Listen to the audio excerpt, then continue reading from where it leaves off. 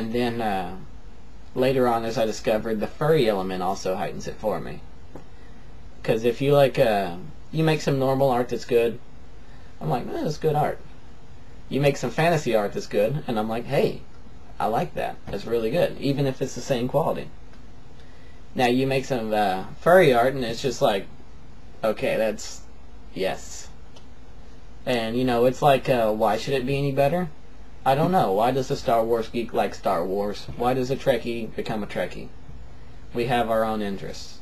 I can't tell you why exactly, but it's interesting. It's definitely more interesting than real life, though that's not the driving point. It's just, I guess it feeds off the whole fantasy love that I have. Fits right in with that, and then kind of goes a step further.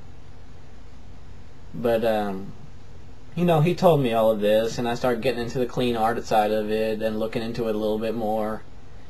And he was kind of sensitive at this point. He couldn't stand the sight of a male in any of his yiff art.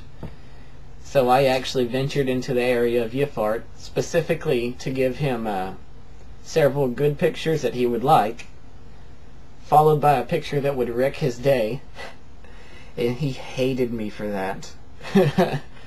I would give him good female pictures, and then I'd give him a straight picture, or I would actually venture into the gay side just to shock the crap out of him. And it was hilarious for me. Not so much hilarious for him until after the fact, but hilarious for me. So I mean, I kind of I guess exposed myself to the yiff art side of it then too. And as time went on, he got disgusted, I guess, with all the gays and the fandom and all the bis and how it looked like it was becoming all yiff and everything. And as he become more and more ostracized by the perceptions of yiff art and bis and gays in the fandom, he felt outnumbered by every side, I believe he said, by the bis and gays. And all the yiff art everywhere, it was becoming just like a fetish, and everyone would judge you like instantly if you dropped that you were a furry and this and that. And he decided to stop being a furry. Now, I think he's still a furry. You can't just stop that. If you're interested, you're interested. And I still talk to him today online, so I know he's still interested. But, he doesn't want to be associated with it because of all the flack that comes along with it anymore. At the same time this was happening for him, I moved into a slightly different standpoint on the issue. I actually became a furry, and though I appreciated yiff art, and some yiff art is actually even attractive to me, it's a very minor thing for me. It's like, cool, yiff art. Alright, that looks good. Or, wow, that is a well-drawn picture. Someone will go else and look at that picture and be like, oh, she's hot. And I'm like, do you even realize all the rest of the behind the picture, all the detail that went into that? I mean, from the drawing of the actual fur to make it look good and real, and you can see almost to the point of individual strands on a couple of the really, really good ones. Or maybe it's just background details or something, and I'm like, I understand you're looking at this and you're going, hey, porn. And most of the time I'm looking at it, I'm going, wow, that's very well drawn. And I guess I moved into more of a non-sexual aspect than my friend was in.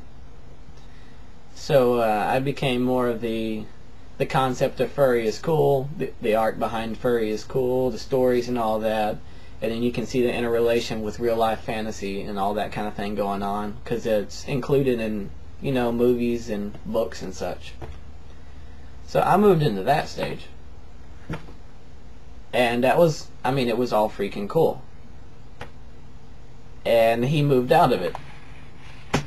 And after a while, I became more or less comfortable with it, within myself at least.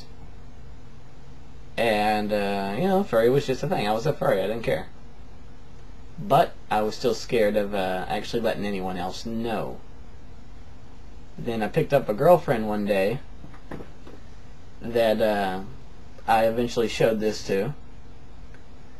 And she was looking at me, and she was wondering why I was so concerned about this and why I was so embarrassed about it and what have you.